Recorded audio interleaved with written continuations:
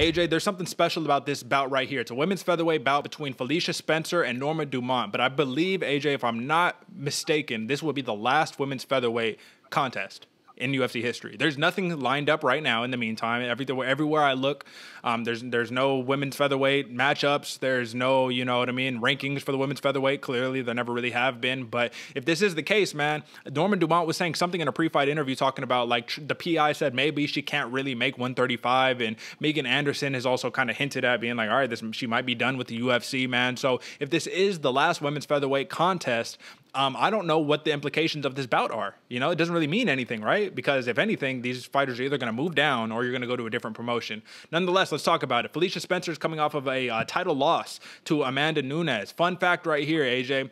Felicia Spencer has spent more time fighting Amanda Nunes and Chris Cyborg collectively than Ronda Rousey did in her both professional and amateur careers. Kind of crazy, huh?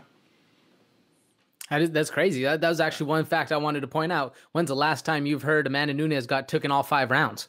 I know, yeah. So that's, I mean, if we say anything about Felicia Spencer, we just underline it with exclamation points, durable.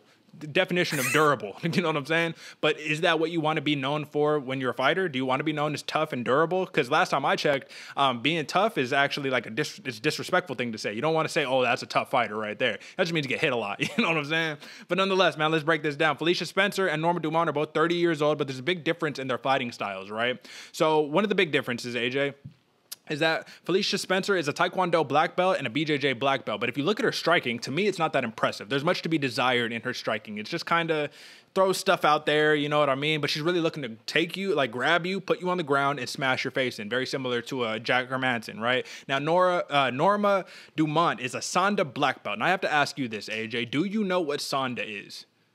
I had to look it up and still couldn't figure it out. So Sonda is, because it's traditionally, it was supposed to be like Chinese military, basically Chinese boxing, Chinese kickboxing. But what it is truly is it's more or less kind of like a Vale Tudo, right? This is like Chinese freestyle fighting is more or less what it is, because it strikes, takedowns, grappling, the whole 9. Now, what's important about Norma Dumont is she is a Sonda black belt and a BJJ brown belt, but she's a 6-time Sonda state champion and a Sonda national champion. So she spent a lot of time with this martial art specifically, which is probably lended a lot better to her MMA career than a Taekwondo would, right? Because Taekwondo, yeah, you're nice with your feet and all that. You can kick someone in the head, but can you punch them? You know what I'm saying? I don't know. We'll see. Nonetheless, let's set the table, AJ. So this is going to be a really, really interesting bout because Felicia Spencer, I mean, come on, man. She just suffered her second loss of her career. Only losses are to Amanda Nunes and Chris Cyborg, but she's kind of been hailed as this individual who's ready for that spotlight. I don't know if it's because the 145 division is just that shallow or she's that good, but either way, man, when you fight for a title, automatically you're going to be favored in your next fight, whether you win or lose. Am I right? Is that something wrong to say, or do you think that there's a little bit of hype going into this fight simply because she fought Amanda Nunes in her last fight and didn't get finished? That's even more points for her, right? I think it comes down to that latter fact. I think the fact that she took Amanda Nunes and Chris Cyborg I don't know if the Cyborg fight was all 5 rounds. That was, yeah. Or 3. No. It was? It was a championship fight. Yeah, no, so 5 rounds. No, just kidding. That was 3 rounds. That was not a championship fight, yes. But still, taking Chris Cyborg 3 rounds, taking Amanda Nunes 5 rounds and not getting knocked out at all is absolutely insane. I think that's really what's kind of pushing the drive. Because other than that, what do you really hear of Felicia Spencer?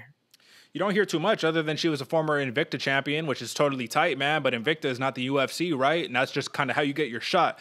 One thing that I noted here, AJ, is that in terms of like the striking, right? Like I said, there's much to be desired for Felicia Spencer, in my opinion, personally. But for Norma Dumont, man, she holds this confidence. I don't know where it comes from, man, because she's majority of her career has been fought out of Brazil, right? This will only be her 3rd fight out of Brazil in her entire career. But she has this confidence where she'll fight anybody and she thinks that she could beat them. And that's important when it comes to this game, right? Because let's not forget her UFC debut was against Megan Anderson, right? So that's literally a tall task right there that she did not pass because she got stiffed. First loss of her career, she got knocked out by Megan Anderson, flatlined, right? But she was still confident. That's what's important. She moves on to her next fight with Ashley Evans Smith, who is a veteran, no longer with the promotion, I believe. Nonetheless, she got a big unanimous decision win. That was very, very big. And it goes to show Dumont got those tree trunk thighs, man. She's strong, bro. So when Felicia Spencer, let's just break this down really quickly because I don't think there's really too much to go into this fight. Felicia Spencer, basically her game plan, she wants to get you in the clinch and she wants to take you down, right? Well, Norma Dumont is very, very strong on the clinch and she's very well versed on the ground.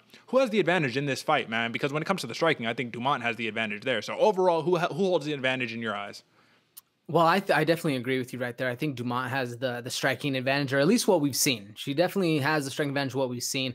But I'm curious as to what Felicia Spencer's been working on outside of, you know, the whole COVID era and all that stuff. Because she did have an armbar loss. I forgot That's against Megan like Anderson. production it is.